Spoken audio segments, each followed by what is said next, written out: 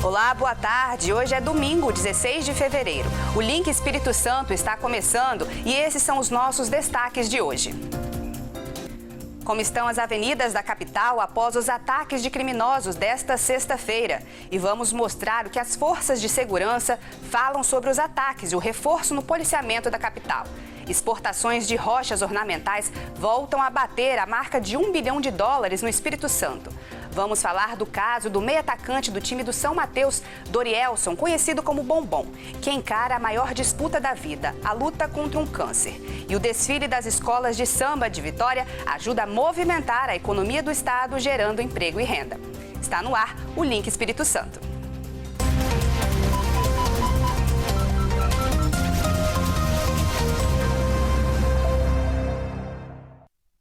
Eu sou Tainara Lebarque, seja bem-vindo ao Link, muito obrigada pela audiência. Após os ataques que impuseram terror e medo à população da capital, nesta sexta-feira, o movimento foi tranquilo nas principais avenidas da cidade. O repórter Rodrigo Xereda mostra pra gente agora. No início da manhã deste sábado, o movimento era pequeno na Avenida Leitão da Silva. Carros e ônibus circulavam normalmente. Viaturas da Polícia Militar reforçaram a segurança na via, um dia após os ataques de criminosos que impuseram o terror e deixaram a população assustada. Mas mesmo com a presença da PM, muitos comerciantes não abriram as portas. Uma das poucas lojas abertas, esta papelaria funcionou normalmente, mas com medo, ninguém quis gravar entrevista. Ontem, o local serviu de abrigo para pessoas que fugiram assustadas por causa dos tiroteios e quebra-quebra. Criminosos fecharam a Avenida Leitão da Silva, uma das principais vias aqui da capital, e levaram pânico aos lojistas. Foi dado toque de recolher e todos baixaram as portas. Segundo a polícia, os ataques foram motivados por causa da morte de um adolescente do bairro Bonfim. Caio Mateus Silva Santos, de 17 anos, morreu durante uma ação policial na manhã desta sexta-feira. Nessas imagens, ele aparece segurando uma arma. Segundo a Polícia Civil, o jovem tinha várias passagens. Este morador diz que é preciso reforço na segurança. Falta a parte de segurança, principalmente, né? Eu acho que nós estamos muito inseguros no nosso país hoje, não só aqui no Espírito Santo, mas em geral. Na Avenida Maruípe, a situação também era tranquila. Mesmo sem a presença da polícia, parte dos comerciantes trabalhou normalmente. Situação bem diferente da vista ontem, quando um ônibus do Transcol foi incendiado. Segundo os passageiros, bandidos armados entraram no veículo e mandaram todo mundo descer. Em seguida, eles jogaram gasolina e atearam fogo no ônibus. O coletivo ficou completamente destruído. Nesta casa, o morador tapou as janelas de forma improvisada. Ontem, por causa das chamas, os vidros quebraram. Viu um monte de tiro e o fogo, aquela explosão toda de ônibus queimando, né? O pessoal correndo desesperado. E muito tiro também deu. Teve muito tiro aí, não sei se teve perseguição. E a gente, o desespero da gente, né? Pegando fogo tudo aí na frente da casa e tirando as coisas da sala por causa do... Como você tá vendo aí, ó, pocou tudo, esse vidro todinho. Quem é que paga o prejuízo agora da gente? O senhor tentou apagar aqui com a mangueira, não foi? Tentei apagar, mas no bombeiro demorou acho que meia hora para chegar. Não chegaram quando o fogo já tinha apagado. Depois que fez deu o problema todinho, né? Mas quem é que paga isso aqui agora?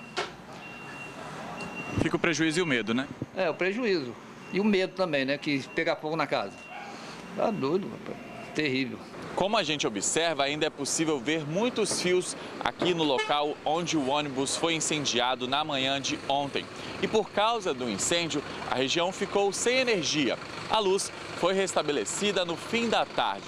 A situação aqui é um pouco melhor, mas ainda assim, moradores e comerciantes preferem não gravar entrevista. Os criminosos também destruíram o carro da TV Vitória, afiliada da Record TV, na Avenida Serafim Derenze.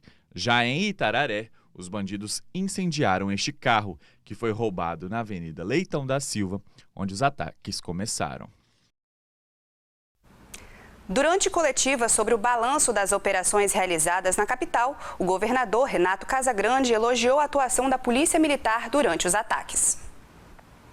O governador se reuniu com as forças de segurança do estado para definir os próximos passos que serão adotados depois dos acontecimentos desta sexta-feira. Nós estamos trabalhando, nós estamos recuperando a nossa estrutura policial desde o ano passado, com equipamentos, com viaturas. Nós estamos recuperando o trabalho para que a gente possa motivar os policiais. A gente está num diálogo permanente com as forças policiais, porque isso vai motivando a polícia para que a gente possa trabalhar cada vez mais e alcançarmos cada vez mais resultados. Ele pediu ainda cuidado com o compartilhamento de fake news. Muitas das notícias que chegam até nós, às vezes, não é uma notícia verdadeira. Algumas são verdadeiras, outras não. E a rede social hoje tem uma velocidade muito grande. Então é bom que a gente possa verificar se de fato aquilo que está chegando no nosso celular procede ou não.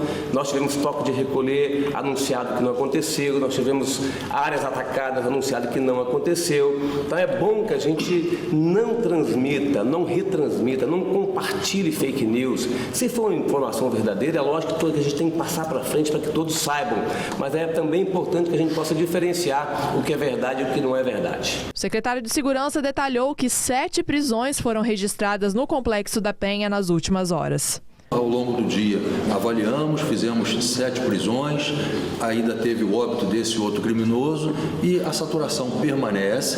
Estamos, obviamente, com a área de inteligência toda em campo, conversando. Ativei uma coordenação integrada e unificada entre as polícias e outros atores para facilitar a troca de informações e agora é avaliar. Cada momento as informações chegam. E as investigações para punir outros criminosos continuam. E nós vamos investigar e indiciar todos aqueles que praticaram algum ato criminoso e que nós temos informações. E as investigações continuam. O governador Renato Casagrande também desmentiu os boatos de uma nova greve da polícia capixaba. Este sábado é o dia D da campanha nacional de vacinação contra o sarampo. A meta da Secretaria Estadual de Saúde é vacinar cerca de 40 mil pessoas em todo o estado. 493 salas de vacinas estão disponíveis. A campanha começou na segunda-feira e segue até o dia 13 de março. O público-alvo são crianças de 5 a jovens de 19 anos. Serão imunizados aqueles que receberam apenas uma ou nenhuma dose da vacina tríplice ou tetraviral. Quem perdeu o cartão de vacinação ou aqueles que não sabem se estão com o esquema vacinal completo. Agora uma boa notícia. Caiu o número de novos casos de HIV aqui no Espírito Santo, segundo os dados da CESA, a Secretaria de Saúde. Mas isso não significa que a situação está sob controle. Pelo contrário, o maior desafio agora é manter os números em queda. Por isso, a conscientização sobre o uso do preservativo é tão importante. Nas últimas semanas, a CESA distribuiu 3 milhões de preservativos. Essa ação faz parte de um importante trabalho, o de prevenção às doenças sexualmente transmissíveis, as DSTs, entre elas a AIDS. De acordo com o último boletim da CESA, pouco mais de 12 mil pessoas convivem com HIV e AIDS aqui no estado e são atendidas pelos serviços especializados. A média de infecção por ano é de cerca de 1.200 pessoas, mas esse número tem caído. De acordo com os dados mais recentes, foram notificados 1.068 novos casos de HIV no estado, uma redução de mais de 180 casos em relação ao ano anterior. Para a coordenadora do programa de IST-AIDS, esse é o resultado de uma política que busca detectar a infecção o quanto antes. Quando você faz o diagnóstico precoce, você evita AIDS. Você toma os 3 antirretrovirais, que é um comprimido, 2 em 1, e mais um comprimido outro, são 3 remédios antirretrovirais, você não desenvolve a doença, que é a síndrome que faz a imunidade cair e a pessoa fica muito doente. Então você não vai desenvolver AIDS. O representante da Rede Nacional de Pessoas Soropositivas pondera que a redução é positiva, mas mesmo com essa diminuição, muitas pessoas ainda estão sendo infectadas. Não é um motivo de a gente se alegrar ou comemorar. A gente tem que entender que essas notificações diminuíram, mas as pessoas no serviço aumentaram, porque já tinham os pacientes pacientes que já se tratavam, mais os que foram notificados, que traz um transtorno muito grande para os serviços, porque a redução de infectologistas, a redução de médicos com condições de tratar essas pessoas está deslacerada. E aí a gente tem uma dificuldade muito grande no serviço de estar dando um atendimento com assistência devida. Ele aponta ainda que falta atenção básica e cuidados médicos direcionados aos soropositivos na rede pública. Dentro do serviço de Vitória, que era o melhor serviço dentro do estado do Espírito Santo, hoje se tornou um serviço pior, porque há um ano só estava com uma médica e este ano ainda a médica aposenta e não tem nenhum médico para cuidar desses pacientes que já estavam tratando e desses pacientes que estão chegando. E aí a nossa preocupação é, esses pacientes que estavam tratando, que precisa do monitoramento, que precisa ser avaliado, se caso eles vierem adoecer, de quem vai ser a responsabilidade? Para ele, que convive há mais de 20 anos com HIV, o Estado ainda pode avançar muito no combate à doença. O principal problema é que os serviços não estão com a equipe totalmente completa. E aí, quando o paciente vai procurar o atendimento, ele encontra dificuldade para com que ele tenha monitoramento a partir do momento que ele é diagnosticado. E isso traz um transtorno para o paciente, traz um transtorno para o município e para o Estado. O que falta? Falta médico, falta equipe, né? Porque se não tem uma equipe devida para tratar esses pacientes, o paciente não vai ser monitorado, o paciente não vai ser cuidado e o paciente não vai ficar indetectável e não vai ficar intransmissível. Nós pedimos um posicionamento para a Prefeitura de Vitória sobre a aposentadoria da médica que atende pacientes com HIV, como foi citado aí na reportagem. Por meio de nota, a Prefeitura apenas listou os serviços oferecidos no Centro de Referência em Infecções Sexualmente Transmissíveis e não disse nada sobre esse caso específico. O link vai agora para um rápido intervalo e na volta a gente mostra exportações de rochas ornamentais voltam a bater a marca de $1 bilhão aqui no estado. E ainda em Colatina foi inaugurada a unidade do CRAS Central, que vai atender 26 bairros da cidade. A gente volta já.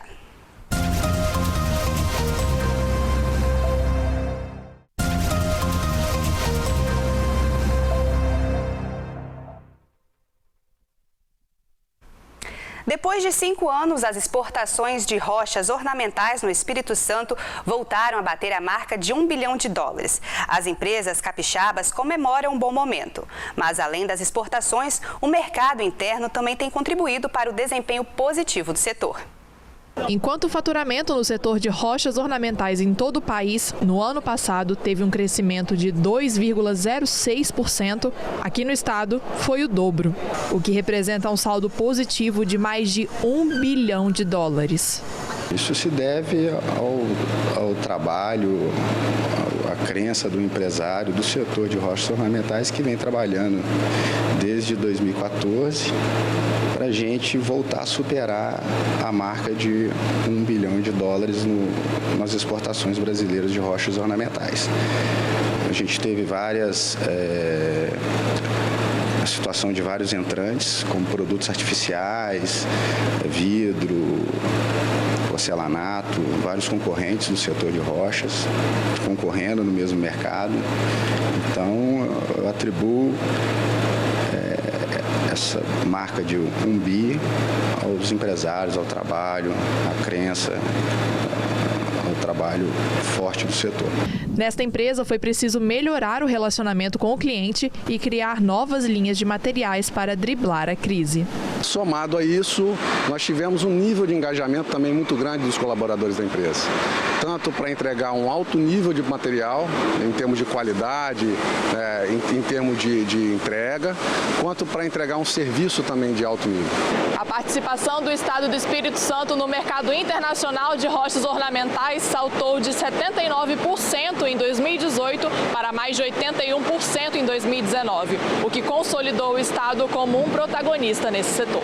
As maiores indústrias de rochas ornamentais estão aqui no Espírito Santo, né? Todas praticamente estão aqui. Existem as exportações para os outros estados, mas muito pouquinho, muito baixa. A concentração ela é toda aqui, as indústrias são todas aqui. O que existe um pouco de exportação da matéria-prima em bloco, por isso que existe em outros estados. Para o Sindirochas, os números do estado são animadores, mas tão importante quanto melhorar as exportações é fortalecer o mercado interno. O mercado interno é muito importante nessa conta também. A gente vem aí o país há 4, 5 anos aí com a economia muito devagar, né? Agora com vários sinais balanço positivo, a gente está confiando muito. O final do ano já foi bom no mercado interno. Então, assim, a gente está realmente com uma expectativa positiva. Acho que 2020 vai ser um ano de retomada, de crescimento novamente do setor de rocha. Com uma expectativa de um crescimento ainda maior em 2020, investimentos no setor e vagas de emprego devem aumentar. A partir das oportunidades, as empresas começam a retomar os investimentos, aumentar a produção e criar vagas de trabalho, né? O Espírito Santo, o setor de rocha, ele mantém empresas em todos os municípios do estado, né? Representa aí quase 10% do PIB, então tem uma representatividade grande dentro da economia do Espírito Santo e pode mais, a verdade é essa. Em Colatina foi inaugurada uma unidade do CRAS Central, que vai atender 26 bairros da cidade. Quem tem mais detalhes sobre esse assunto é o Altemar Collen. Boa tarde, Altemar Collen. Olá, boa tarde a todos que nos acompanham também aí no Link Espírito Santo. Foi inaugurada essa semana aqui em Colatina a unidade do CRAS Central.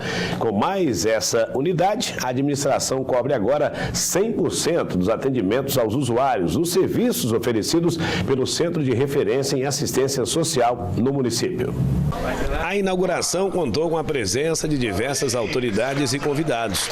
Entre eles, o prefeito de Colatina, Sérgio Meneghelli, e o presidente da Assembleia Legislativa do Espírito Santo, deputado estadual Éric Musso. O CRAS, Centro de Referência em Assistência Social, tem um papel importante, principalmente na vida de famílias de baixa renda, onde essas recebem acompanhamento psicológico, atendimento de serviços variados, convivência com atividades em grupos e várias oficinas.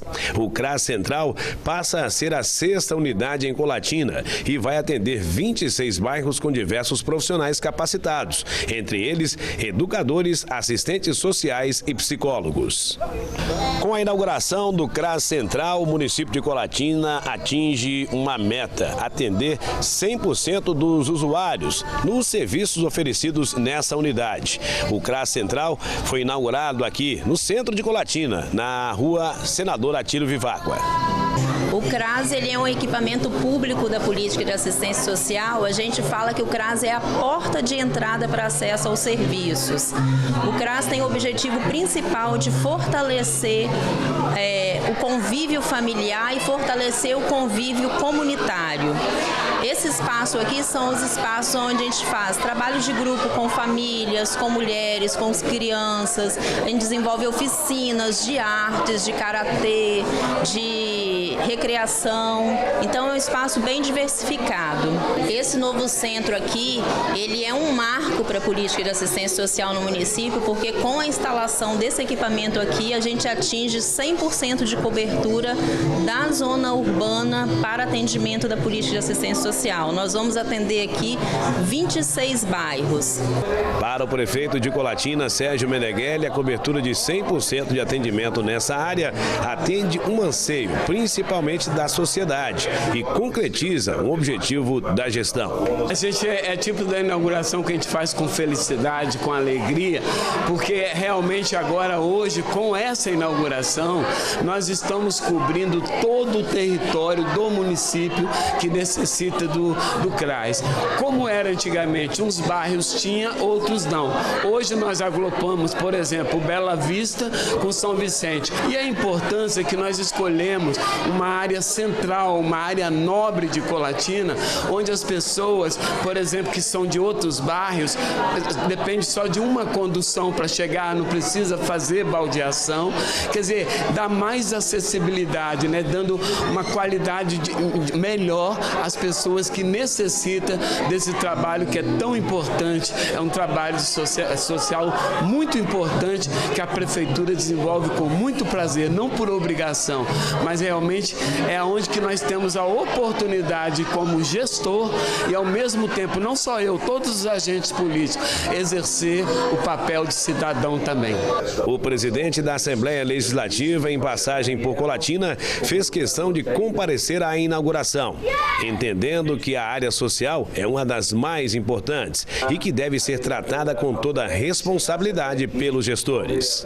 Muito importante, né? A assistência social é um trabalho importante dos municípios aí com a população, sobretudo a população de baixa renda. Então, nós viemos aqui prestigiar o prefeito Sérgio Meneghelli, que tem feito um brilhante trabalho à frente da administração de Colatina, e hoje aqui com mais essa entrega para a comunidade, com mais uma unidade do CRAS, tendo aí essa cobertura de 100% no trabalho da assistência social, que é um trabalho de suma importância para toda a população.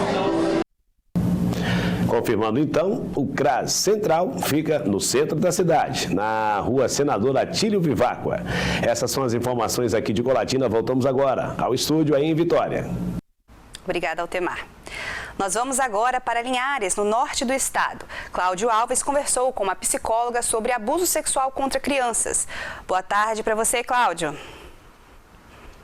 Olá, você ligado na Record News Espírito Santo, acompanhando esse link especial de final de semana. Bom, nós falamos aqui do estúdio da Rede Sim em Linhares e hoje eu vou conversar com a psicóloga Adriana Azevedo, que vai falar pra gente um assunto muito importante, muito relevante, né? Os sinais que as crianças que sofrem abuso sexual acabam apresentando e que os pais precisam ficar atentos, né, a esses sinais. Dados do Ministério da Saúde mostram que de 2011 até 2018, esses casos de abuso sexual aumentaram pelo menos 83%. E pelo menos 75% deles ocorrem dentro de casa. Adriana, como vai? Tudo bem? Tudo bem, né? A alegria estar aqui falando desse assunto que é importante, urgente, necessário, né? Um assunto que a gente tem que estar sempre lembrando. Adriana, uma preocupação muito grande, né? E o que é mais alarmante é que esses casos ocorrem dentro de casa, ou seja, quem tem o dever de proteger e cuidar, infelizmente tem... Exatamente, né? 75% desses casos de violência aí acontece dentro de casa, ou seja, é um pai, é um tio, é um primo, é um amigo próximo à família, é um vizinho, é alguém, né, assim, acima de qualquer suspeita. E isso é preocupante, porque os pais precisam estar muito atentos a essa questão. E os efeitos na vida da criança são severos, né, nesses casos. A criança que sofre abuso, ela perde, primeira coisa, a sua característica de ser criança, né? O que é ser criança? Ser criança é sorrir, é brincar, é pular, é viver, é aquela alegria, é aquela criancice mesmo. Constante, né? É característico dela. Então, a primeira coisa que ela perde é isso. Então, você começa a observar, de repente, uma criança com comportamento irritadiço, uma criança irritada, ansiosa, uma criança que tem aí que o humor dela modifica. Era uma criança alegre, de repente passa a ser uma criança triste, uma criança que não sorri.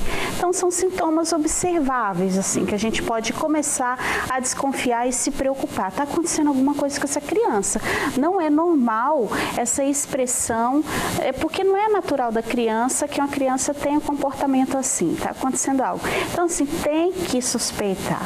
Tem que, tipo assim, ter aquele, né, aquela pulga atrás da orelha. Sinais a criança dá. Sim, os sinais a criança dá, visíveis. Às vezes, sinais visíveis talvez não apareçam tanto. A gente observa por essas questões de comportamento. A criança muda o seu comportamento. Então, isso a gente pode observar. São sinais visíveis, é a mudança de comportamento. Mas tem também os sinais emocionais, né? Por exemplo, a criança começa a ter pesadelo, ela não tinha pesadelo, ela começa a ter pesadelo, ela começa a sentir dores, que clinicamente isso não existe. O médico, o pediatra fala, não, mas ele não tem nada. Mas ele sente dor de cabeça, ele sente dor na barriga, ele sente dor na perna, ele sente dor, enfim. A criança também, ela pode começar a ter uma regressão emocional. Ela não chupava dedo, começou a chupar dedo. Ela voltou a fazer xixi na cama, ela não fazia xixi na cama. A criança, 5 anos, desde os 3, não faz xixi na cama, 5 anos, ela começa a fazer xixi na cama. Então, são sintomas, assim, sinais que a gente precisa observar, né? A criança, ela vai dando esses sinais. Adolescente, é rebelde, essa criança, esse adolescente não era assim, agora é rebelde, só fica aprontando isso. Então, tem que entender, se mudou o comportamento, tem algo que precisa ser investigado. Não é natural. É alguma coisa essa criança está sofrendo, esse adolescente está sofrendo, ele não consegue expressar, até mesmo não consegue expressar porque ele não tem esse vínculo de proximidade com o próprio pai, com a própria mãe, com o próprio avô, o tio, a família, ele não consegue conversar, porque a família nunca incentivou, nunca se aproximou, nunca criou um vínculo de afeto e proximidade a ponto de dar àquele adolescente, àquela criança, essa possibilidade de falar. De compartilhar isso, né? Exatamente por falta de vínculo afetivo. Não tem vínculo. Aí ele fala para o professor, às vezes. Um amigo. Ele fala para um amigo, uma pessoa que está ali do lado dele, que vai parar para ouvir, que não vai condenar. Porque hoje, o que acontece, né? As famílias, o pai, a mãe, o tio, fala a família de forma geral, ela cobra muito da criança. Ela se aproxima da criança muitas vezes para falar: fulano, você não fez sua atividade de casa, fulano, você não guardou suas coisas, está tudo jogado, seu quarto está desarrumado. Quer dizer, é um diálogo só para cobrança, para punição, para brigar mesmo, né? E aí depois a criança está lá sofrendo, ainda quer que a criança chegue e fale: ei, pai, mãe, tem alguém abusando de mim. Ele não vai falar, ele não tem vínculo com você para isso, né? Então tem que tomar muito cuidado com isso. A gente falou que especificamente do abuso sexual, mas certamente outros abusos ocorrem, né? Sim. Nesse contexto, e que também tem efeitos extremamente danosos, né? Tem que ficar muito atento, porque a gente fala assim, né, do abuso sexual, que é um traço de violência contra a criança, né? A violência sexual que se expressa pelo abuso, pela exploração sexual, mas também tem outros tipos de violência que a criança e o adolescente sofre, né? Às vezes a violência verbal, que é o xingamento, a violência psicológica, que já é a ameaça, que já é aquela coisa mais sutil, que já são os apelidos. A criança sofre bullying, o adolescente sofre bullying dentro de casa e os pais acham isso a maior brincadeira. Você é um orelhudo mesmo, você é um burro, cabeção. Então, assim, são coisas que a gente não sabe o quanto isso afeta o outro, né? E os pais têm que ficar atentos, porque a gente pode fazer isso achando que está brincando e a criança e o adolescente está se sentindo violentado. Né? E pode ser que isso culmine com algo muito sério lá na frente. Né? Sim, então a violência ela se expressa de várias formas, né? O abuso é apenas uma destas expressões da violência, que acontece dentro de casa, né? E o que mais me preocupa, assim, Cláudia, é que acontece dentro de casa.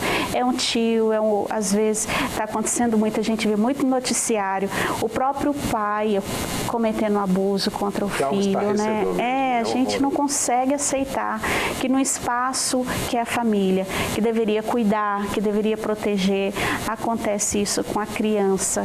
Então, assim, a sociedade em si tem que voltar os olhos para as crianças, tem que olhar com carinho, não importa, mas não é meu filho, chora, o meu vizinho aqui tem um filho que chora, tá, não é seu filho, mas a criança pode estar sofrendo algum tipo de violência. Procura saber, né? Sim, pode procurar saber, chama o conselho tutelar, chama alguém, vai fazer uma visita, não sei, cada um cria suas estratégias, a gente só não pode aceitar isso com naturalidade. Sem dúvida.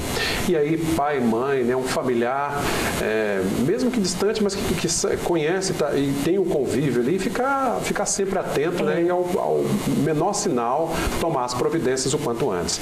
Eu agradeço aqui a Adriana Azevedo, psicóloga, participando conosco aqui, falando sobre esses alarmantes casos de abuso sexual contra a criança, né? É um caso muito sério. Adriana, muito obrigado pela participação, viu? Eu que agradeço. Tá joia. Bom, e a gente se despede aqui de Linhares, desejando a você um excelente final de semana. Segunda-feira estaremos de volta com mais uma edição do Link Espírito Santo. Voltamos à Vitória. Obrigada pelas informações, Cláudio. O link vai agora para um rápido intervalo e na volta você confere. Laudo da Defesa Civil indica que ponte de Aribiri oferece risco à população. E Ministério Público Federal pede a interdição imediata da estrutura.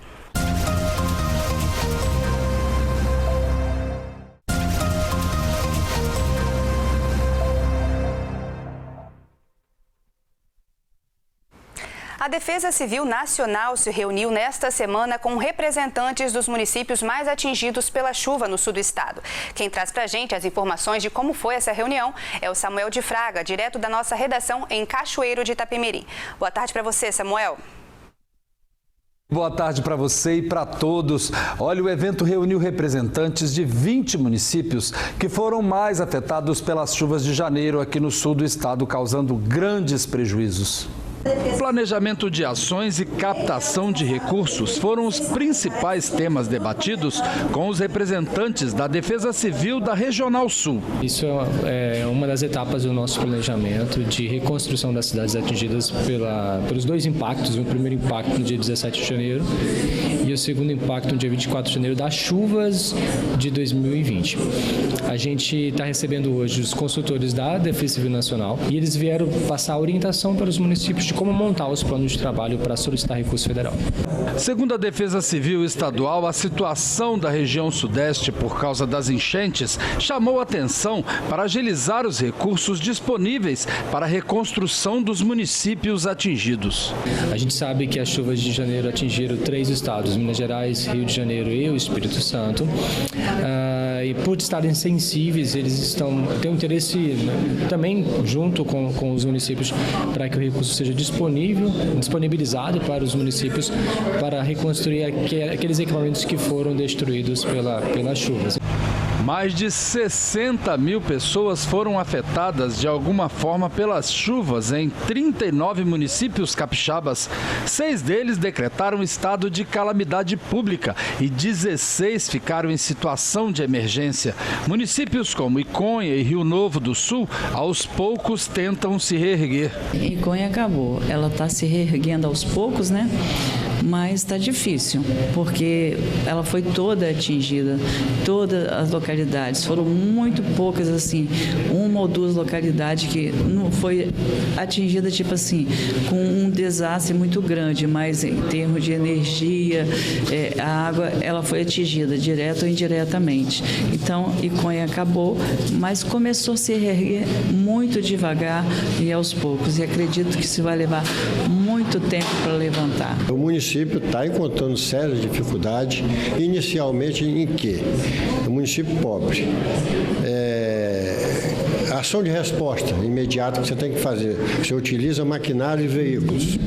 E como bancar esse combustível, se o governo federal ainda não dispôs de recursos, e todo dia 15 o município tem que pagar. Se não pagar, aos postos, fornecedores, como reabastecer? Essa é uma grande dificuldade que a gente está aqui hoje para discutir esse assunto, porque não entrou 1 centavo ainda nos cofres dos municípios em si. Segundo dados do governo do estado, os prejuízos passam de 600 milhões, cerca de 71 milhões em edificações particulares, 74 milhões em edificações públicas e mais 520 milhões em estradas e pontes. Por esse motivo, eles se apresentaram para o trabalho, vieram ao nosso estado, vieram atender especificamente quem está lá na ponta precisando desse recurso para que o dinheiro saia da nacional e alcance os municípios na reconstrução. Logo depois que a catástrofe ocorre, a gente entra naquela fase de reconstrução, de recuperação. E a gente percebe que há uma certa dificuldade da parte dos municípios de saber como desenvolver esse processo para captar os recursos, para recuperar todas as áreas atingidas. Através da Defesa Civil Federal, trazer essas informações para os coordenadores municipais de Defesa Civil, para que eles entendam e saibam quais são os caminhos e as dificuldades do processo e contornar esses problemas para que o recurso possa ser liberado o mais rápido possível. Ainda segundo o relatório do estado, 221 pontes caíram ou tiveram danos na estrutura. Em Cachoeiro, a enchente é considerada uma das maiores que o município já viveu. O número de imóveis residenciais e comerciais afetados é enorme. Já foram realizadas mais de 1.200 vistorias e mais de 140 interdições. A Defesa Civil, nesse momento, ela está concentrando todos os esforços nas vistorias de todas as residências afetadas, emitindo laudo para que todas essas pessoas sejam beneficiadas com cartão reconstrução, sendo residência, ou, em caso de ser empreendedor, os benefícios dados pelo governo estadual. Bom, e a Defesa Civil pede que quem teve o seu imóvel afetado, que receba a visita dos agentes para realizarem a vistoria. Quem ainda não teve o seu imóvel vistoriado deve entrar em contato pelo 199. Olha, e hoje continua um mutirão para que as pessoas que perderam seus documentos na enchente do dia 25 aqui em Cachoeiro possam tirar a segunda via. Estão sendo oferecidos serviços como retirada de segunda via de carteira de identidade, CPF, certidões de nascimento e casamento, além de cadastro para o cartão reconstrução, aluguel social e pedidos de vistorias. Tudo gratuito. É importante levar uma foto 3x4 com fundo branco, que é específica para documento e comprovante de residência. Se tiverem xerox de certidões, as mesmas têm que estar legíveis. Os atendimentos são por ordem de chegada. E durante o mutirão da cidadania aqui em Cachoeiro, em entrevista ao Link Espírito Santo, o prefeito Vitor Coelho comentou sobre a fala do ministro Paulo Guedes, quando mencionou Cachoeiro de Itapemirim ao defender a alta do dólar, que é bom para todo mundo e que as pessoas deveriam visitar a nossa cidade, que é a terra de Roberto Carlos. Olha, e o comentário do ministro chegou a ser um dos assuntos mais comentados no Twitter essa semana. Eu acho que o cachoeirense todo deve ter ficado preocupado porque somos capital secreta e agora não somos mais. O ministro Paulo Guedes fez essa declaração e, assim, nos tornamos mídia nacional e eu espero que as pessoas realmente venham ao Cachoeiro conhecer, Temos um aplicativo, Descubra Cachoeiro, entre na sua loja de aplicativos e baixe o aplicativo Descubra Cachoeiro e você vai ver as belezas que a nossa cidade tem. Quem sabe o dia o ministro venha visitar, traga o presidente Bolsonaro aqui e a gente apresente as belezas e o nosso povo, que é o mais querido da nossa cidade. Esses foram os destaques aqui do sul do estado. Eu volto na segunda-feira com outras informações aqui da região sul. Um bom final de semana para você e até lá. Obrigada, Samuel. O Ministério Público Federal quer a interdição imediata da ponte sobre o rio Aribiri, em Vila Velha. A Defesa Civil Estadual apresentou um laudo dizendo que a ponte apresenta riscos à população. E basta passar pela estrutura para entender de quais riscos o laudo fala. E não são poucos, como mostra pra gente a Anne Comete. Rachaduras no asfalto, concreto quebrado, mato nascendo na construção e um buraco bem no meio da calçada. Essa é a situação da ponte sobre o rio Aribiri, o único acesso ao cais de Capoaba. O caos é tão grande que o Ministério Público Federal pediu a interdição imediata da ponte. O pedido é baseado em um laudo da Defesa Civil Estadual que apontou que a ponte apresenta riscos à população. A ação foi movida pelo MPF contra o DENIT. O órgão teria se comprometido a recuperar a estrutura da ponte e apresentar um laudo que atestasse a segurança dela. Mas nada disso foi feito.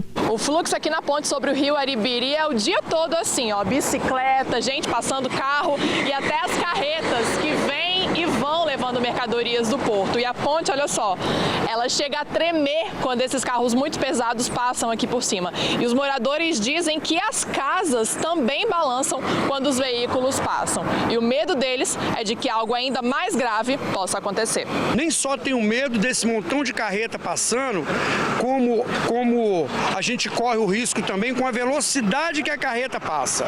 Então, nós precisamos solicitar junto ao DENIT, ao porto, imediatamente um redutor de velocidade, porque a gente sabe que não pode ter quebra-mola. Então, um redutor de velocidade eletrônico imediatamente para a estrada de Capoaba. De acordo com o seu Valdeci, a Prefeitura de Vila Velha esteve há alguns meses no local e fez a iluminação da ponte, o que melhorou um pouco a situação. Essa aqui era uma escuridão, um perigo, tanto com assalto, nesse sentido, e então foi feito esse paliativo, ficou uma coisa muito boa a parte de cima. Mas não adianta a gente ter um paliativo com a parte de cima bacaninha, sabendo que a ponte está praticamente condenada, está se deteriorando, os pedaços caindo. O parapeito também foi feito recentemente, mas só depois que um acidente aconteceu. Já teve muitas pessoas que já caíram dessa ponte por não ter aquela proteção lateral, então já tivemos acidente, pessoas machucando, pessoas que ficaram até como se diz, perdeu o dedo com essa situação aí. Então, quer dizer, a população continua com muito medo com o que está acontecendo com a ponte. E se na parte de cima da ponte a situação tá ruim, dá só uma olhada em como tá a parte de baixo. Há várias rachaduras e o reboco dos pilares centrais tá caindo. O seu Epaminondas, que é pescador e mora na região, gravou este vídeo em que ele tira uma placa de concreto com apenas uma mão. A situação da ponte, ó. Tá vendo aí? Só passar a mão que cai. Olha aí o perigo que vocês estão correndo. Olha os ferros da ponte, ó. Isso aqui é a ferragem da ponte. De acordo com ele, essa é a situação em várias partes da ponte. A ponte está caindo dia a dia. Cada dia fica pior porque o concreto está podre, né? Já foi feita a análise do concreto, então o concreto está podre. Aqueles pedaços lá, eu arranquei com a mão, pedaço de concreto de 20, 30, 40 quilos. Então passa aqui embaixo o maior perigo, que passa caminhão, a ponte balança. E é o maior perigo para cá, tanto quem está em cima que está embaixo, porque a ponte está deteriorando. Sobre a situação da ponte, o DENIT informou que ainda não foi oficiado, mas que há projetos para a reabilitação da ponte e que os serviços de manutenção continuam sendo feitos. Já a Prefeitura de Vila Velha comunicou em nota que as vias e pontes da região de Capuaba são de responsabilidade federal e, por isso, ela não teria responsabilidade pela reparação da ponte. O município também entrou como réu na ação do MPF. Enquanto isso, a população espera por providências para o local. Tem fé em Deus que agora vai andar. Agora não é a população que vai botar o corpo ali para parar, não, né? Agora é órgão federal e agora eles vão respeitar, né? O link vai agora para um rápido intervalo e na volta você vai ver. Hoje é o desfile do Grupo Especial do Carnaval de Vitória. O evento movimenta a economia capixaba e se consolida como uma das mais importantes festas do estado.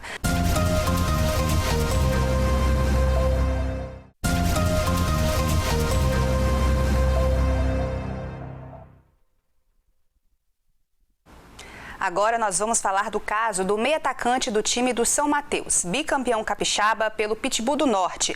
Autor de muitos gols, mas agora ele encara a maior disputa da vida, a luta contra um câncer. Quem tem os detalhes é a Nariane Lopes. Boa tarde, Nariane. É isso mesmo, Dorielson Meirelles, mais conhecido como Bombom, que já driblou tantos adversários em campo, agora está tentando driblar um câncer no estômago. Amigos comovidos com a situação se juntaram para arrecadar dinheiro para o tratamento do jogador. Bombom está internado em um hospital de São Paulo, confiante em conquistar mais essa vitória na vida. Bombom foi diagnosticado com câncer no estômago na última semana e já começou o tratamento oncológico. O atleta, que é muito querido pela população, foi homenageado na última quarta-feira na partida entre o time do São Mateus e o Atlético Itapemirim. O meia-atacante, que já marcou algumas vezes pelo time, enviou uma mensagem direto do Hospital Heliópolis, na capital paulista, para quem está na torcida pela sua recuperação. Tá falando que é Bombom, eu queria tranquilizar vocês, falar que, graças a Deus, aqui está correndo tudo bem. Já fiz os exames e agora é esperar o resultado. Queria agradecer também o apoio de todos vocês pelas redes sociais, mensagens, agradecimentos de apoio, de orações. Queria agradecer muito a todos vocês. Valeu, aquele abraço, fique com Deus.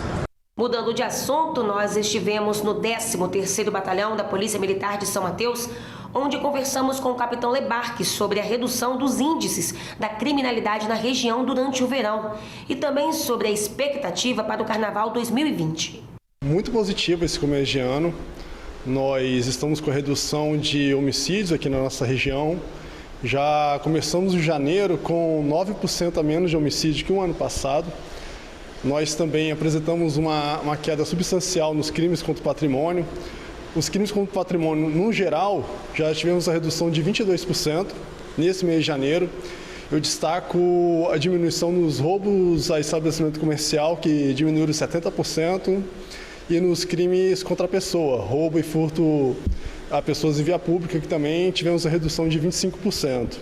O que o senhor pode falar referente a essa redução?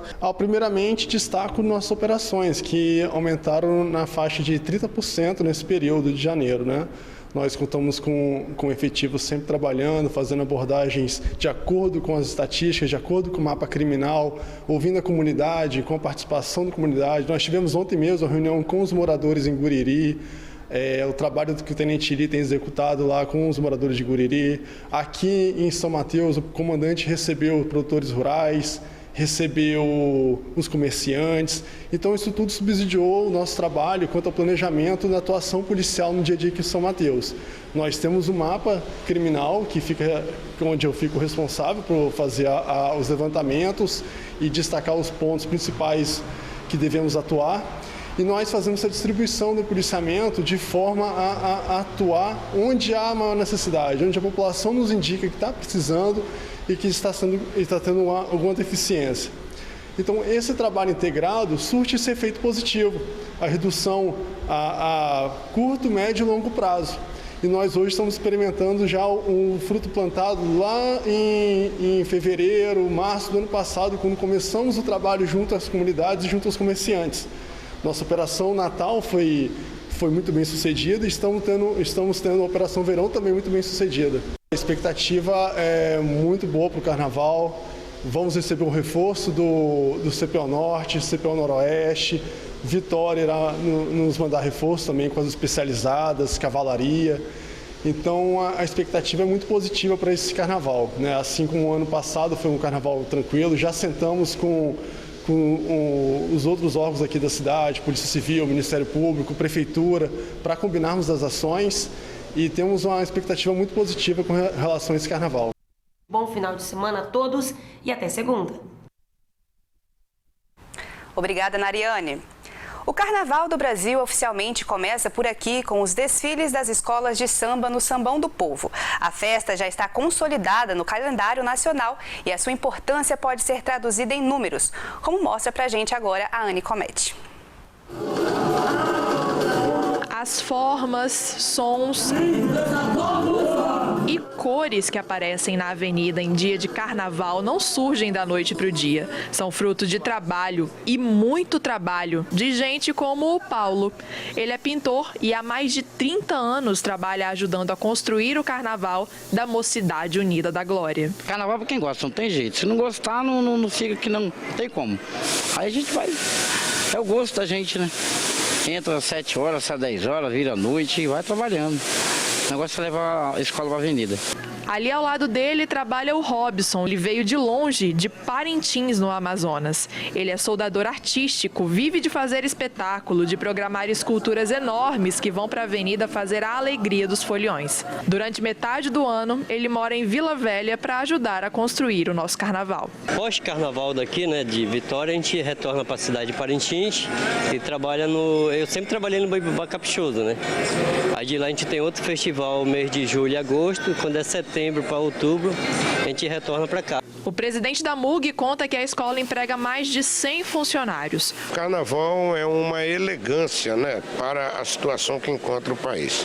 Conseguimos aqui empregar, em média, de 80 a 100 pessoas em empregos diretos, né, aonde é geração de renda para o Estado e a movimentação para as famílias, né, que têm necessidade. De acordo com ele, a mão de obra é a parte mais cara do carnaval da escola. Contratar profissionais especializados por 4 meses chega a custar mais de R$80 mil. Esses profissionais não é barato. Nós temos um profissional de Parintins que ganha comigo uma média de R$5 mil por mês. Quer dizer, o salário dele é R$25 mil. Saindo de Vila Velha, seguimos para o barracão da Unidos de Jucutuquara, que fica próximo ao Sambão do Povo, em Vitória. Aqui são mais de 30 funcionários remunerados. Entre eles, os 2 carnavalescos, Jorge Maico e Wanderson César. Esse é o 4º carnaval da dupla, que começou no grupo de acesso e hoje leva uma das escolas mais tradicionais de Vitória para a avenida. Para o Jorge, que é pedagogo, o o carnaval funciona como um complemento da renda. A gente usa o carnaval como complemento, pagar as contas extras, mas a gente faz por amor, né? Porque infelizmente o nosso carnaval precisa se profissionalizar mais e as agremiações precisam valorizar os profissionais que atuam em prol das escolas. Saindo dos barracões, fomos visitar um ateliê de um estilista. Daniel Braga produz algumas das fantasias de luxo usadas por rainhas de bateria, musas e destaques do carnaval. Há 10 anos trabalhando nessa área, o sucesso é tanto que esse ano ele teve que recusar cliente. O carnaval, ele traz pessoas de fora, não é só os foliões daqui, né? Traz as pessoas de fora. Então as pessoas procuram referência e isso vai crescendo de uma forma assim, desesperadamente. Eu já cheguei a fazer 22 fantasias em um ano. Hoje eu optei por não fazer tanta, até mesmo pelo tempo que eu não tô tendo, né? Devido à responsabilidade e compromisso que eu tenho em outra empresa. Mas a procura é gigantesca, cresceu muito, muito, muito de uns anos para cá. Esses são apenas alguns dos mais de 4.000 funcionários que trabalham para construir toda essa folia. A expectativa da Prefeitura de Vitória é que neste ano sejam movimentados mais de 16 milhões de reais só aqui na capital por conta dessa festa. Nós encontramos um modelo de parceria com o privado, né, que é a própria Liga das Escolas de Samba. Hoje a Prefeitura, o Carnaval cresceu, né, a movimentação econômica tem crescido junto com isso e a gente diminuiu o nosso investimento, né, de 9 milhões, estamos investindo esse ano 2 milhões e 300 mil e chegando à movimentação econômica de 16 milhões, então assim, é um resultado muito, muito bacana. E tem ainda mais gente beneficiada. A expectativa para o setor hoteleiro também é bastante positiva. Nós temos uma grande concorrência do Carnaval oficial, que é feriado, as pessoas geralmente viajam, né? E esse aí nós temos 2 anos já de 100% praticamente de ocupação hoteleira e devemos ir para o 3º ano. E o Carnaval, o desfile de escola de samba, o que demonstra que ele é um produto turístico da cidade, que a gente está investindo certo, é que a gente saiu de em torno de 40% de ocupação hoteleira. O ano passado a gente já chegou, tínhamos uma meta de 60% ano passado, chegamos a 66% e a gente está trabalhando para superar 70% esse ano e pelo que a gente está vendo, a gente vai superar esse 70% de ocupação hoteleira dos turistas vindo assistir o desfile de escola de samba aqui do município de Vitória, o desfile de escola de samba do Espírito Santo, que é o 3º maior do Brasil. Depois de 2 dias de desfiles, chegou o momento mais esperado do Sambão do Povo. Neste sábado, Piedade, Jucutuquara, Mugue, Boa Vista, Novo Império, Imperatriz do Forte e São Torquato entram na avenida em busca do título de campeão. E sábado também é dia da nossa agenda cultural com as melhores dicas de filmes para você. Better living through chemistry. It's our DNA. Em O Preço da Verdade, um advogado de defesa corporativo ganha prestígio trabalhando em casos de grandes empresas de químicos. Quando fazendeiros chamam sua atenção para as mortes que podem estar ligadas ao lixo tóxico de uma grande corporação, ele embarca em uma luta pela verdade, em um processo judicial que dura anos e põe em risco sua carreira, sua família e seu futuro. We protect us. We do.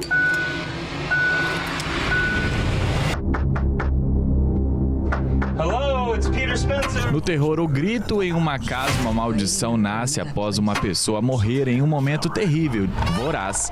A entidade maligna não perdoa ninguém, fazendo vítima atrás de vítima e passando a maldição em diante. Há 20 minutos, uma explosão de energia acabou com a eletricidade em todo o noroeste do Pacífico. Quem tá aí? Sonic se junta com seus amigos para derrotar o terrível Dr. Eggman, um cientista louco que planeja dominar o mundo, e o Dr. Robotnik, responsável por aprisionar animais inocentes em robôs. Avisa se quiser ir pro segundo round com o azulzinho aqui. La guerra es una tragedia que ocurre para casi todo el mundo en los boletines de noticias, pero ese no era mi caso. Na Netflix tem a estreia da 5ª temporada de As Telefonistas. Tienes que ser muy fuerte, ahora más que nunca. E também estreia a 2ª temporada de Narcos México. Muito obrigada pela sua audiência e pela sua companhia. O Link Espírito Santo deste sábado fica por aqui. Mais notícias do Espírito Santo você confere em simnoticias.com.br. Bom fim de semana. Na sequência você fica com o programa Vamos Juntas. Record News, informação para você crescer.